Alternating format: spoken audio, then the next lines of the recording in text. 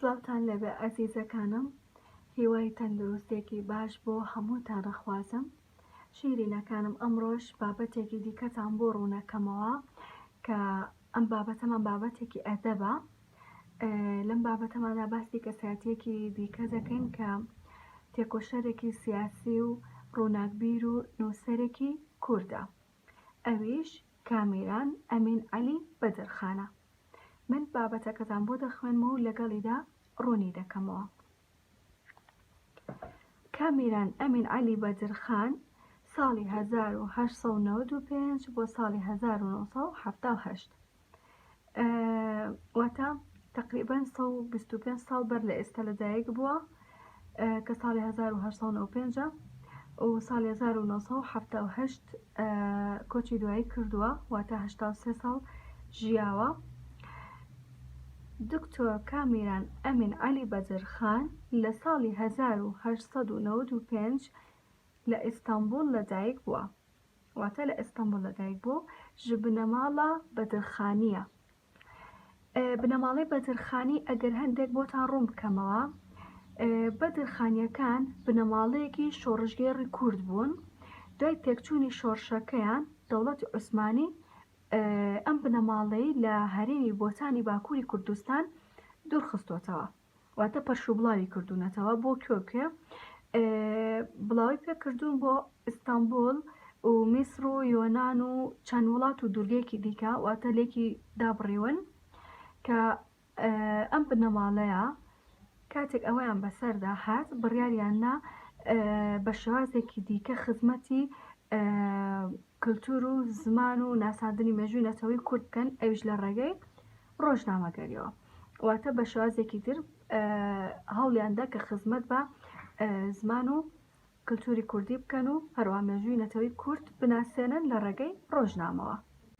پاش سەرکەوتنی شۆڕشی کەمالیستەکان و حاشاکردنیان ژ هەموو مافێن کوردان، سەرۆکێن کوردان ژ وڵات هاتن دوورخستن. پاشوەی کە شۆڕشی کەمالیستەکان سەرکەوتنیان بەدەستهێناوە، حاشان لە هەموو مافەکانی کورد کردەوە، وەک گوتم هەمویان دوورخستوونەتەوە و بڵاویان پێکردوون کە هەرێکیان چوونەتە شوێنێکی دیکە.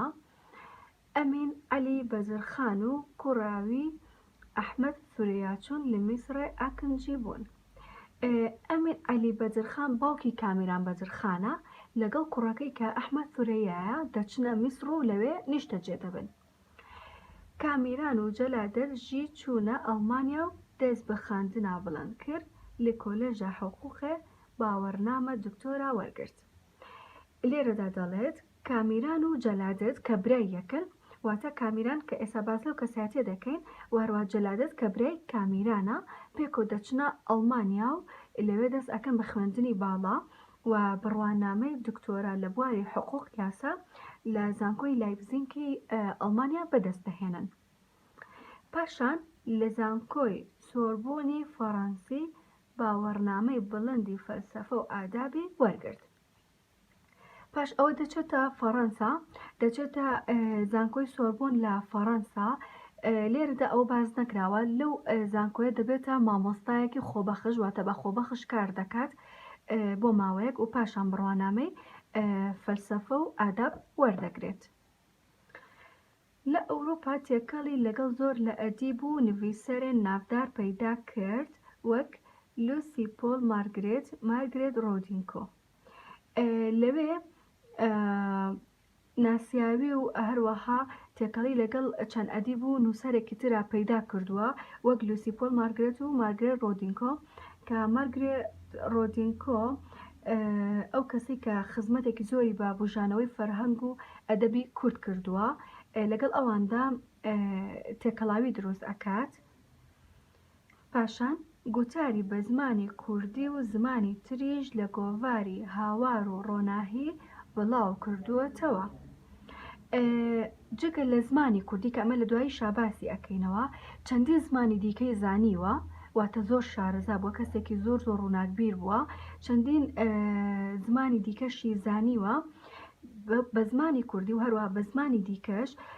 وتار وتاری نووسیوە و هەروە لە گۆڤاری هاوار و ڕۆناهی بڵاوی کردوونەتەوە کە ئەم دوو گۆڤارە لە سووریا دەرچووە براکەی سەرپەرشتی کردوواتە جەلادەت بەدرخان سەرپەرشتیاری ئەم گۆڤارە بووە و ئەو بڵاوی کردوونەتەوە واتە کامیران بەدرخان وتاری لەناو گۆڤاری ڕۆناهی و هاواردا نووسیوە کە براکەی سەرپەرشتی کردو و تێیدا بڵاوی کردوتەوە. هەروەها هەڵبەستە نیشتیمانی لە ژێر ناوی گەڕۆک بڵاو کردوتەوە. لێرەدا دەڵێت هۆنراوەی نیشتیمانی بە ناوی گەڕۆکەوە بڵاو کردوتەوە. پاشان لە دەستپێکی ساڵی 1940 زاینی لە بەیروتێ هەفتەنامەی ڕۆژانۆی وەشاندووە. هەر لە ساڵی 1940 زاینی گۆڤاری ستێری دەرخست. ساڵی 1940 بە شێوەیەکی کاتی دەچێتە لوبنان واتە گەشت دەکات بۆ لوبنان بەڵام بە شێوەیەکی کاتی دەچێتە ئەوێ لەوێ نیشتەجێ دەبێت بۆ ماوەیەک و هەروەها لە پایتەختەکەی کە بەیروتە ڕۆژنامەی ڕۆژانۆی دەرکردووە کە بە شێوەزاری کروانجی ژوورو ئەم ڕۆژنامەی دەرکردووە کە هەر خۆی بەڕێوەبەر و سەرپەرشتی ڕۆژنامەکەی کردووە. و هەر لە هەمان ساڵدا واتە لە ساڵی 1940 گۆڤاری ستێریشی دەرکردووە کە گۆڤاری ستێر هەفتەنامەیەکی ئەدەبی بووە واتە هەفتانە بووە تەنها 3 ژمارەشی لێ دەرچووە کە لێرەدا باس نەکراوە. لە ساڵی 1947 زاینی چووە فەڕەنسا و لەوێرە سازگەها لێکۆڵینێ کوردی دانا و گۆڤارێک بناوێ بولتەنە مەرکەزە لێکۆڵینەیە کورد دەرخست. واتە دیسانۆ دەچێتەوە فەڕەنسا و لەوێ سازگەها لێکۆڵینێ کوردی داناوە و گۆڤارێکی تری بە ناوی بولتەنە مەرکەزە لێکۆڵینەیە کورد دەرکردووە.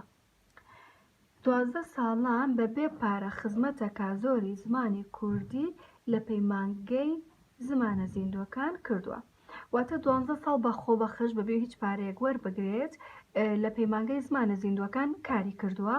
خزمەتەکە زۆریە زمان و ئەدەب و دۆزا کوردی کردیا واتە خزمەتێکی زۆری بە زمان و ئەدەبی کوردی کردووە. لە ساڵی 1970 زاینی بووە بە ئەندامی کارای کۆڕی زانیاری کورد لە بەغداد. واتە لە ساڵی 1970 ئەوە ڕوونە بۆ بە ئەندام لە کارای کۆڕی زانیاری کورد لە بەغداد کە لە بەغداد بووەوە. لە ساڵی 1970 زاینی لە پاریس دەچێتە بەر دلۆڤانیا خودێ و لەسەر وەسە تاوی ماڵەکەی بۆ دامەزراندنی دەستگای هێچاندنی زانستی بە ناوی بەزەرخان کوردستان تەرخان کرا.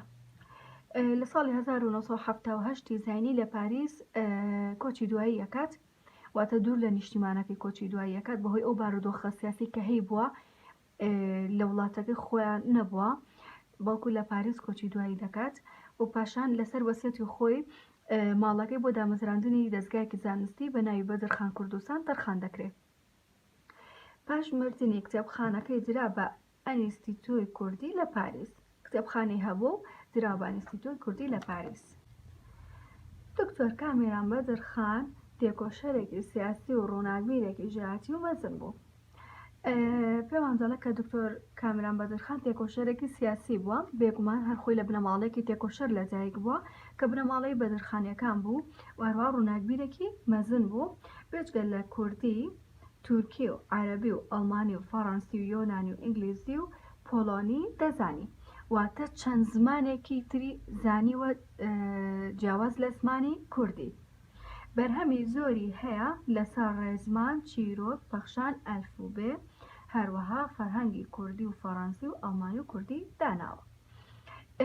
لە چەندین لایەندا بەرهەمی هەیە وەک ڕێزمان چیرۆک پەخشان ئەلفوبێ و چەندین لایانی دیکە وتاری نووسیوە بەرهەمی جۆراوجۆری هەیە و هەروە فەرهەنگیشی نووسیوە کە یەکیان بە زمانی کوردی و فەڕەنسیە و یەکیان زمانی ئەڵمانی و کوردی داناوە.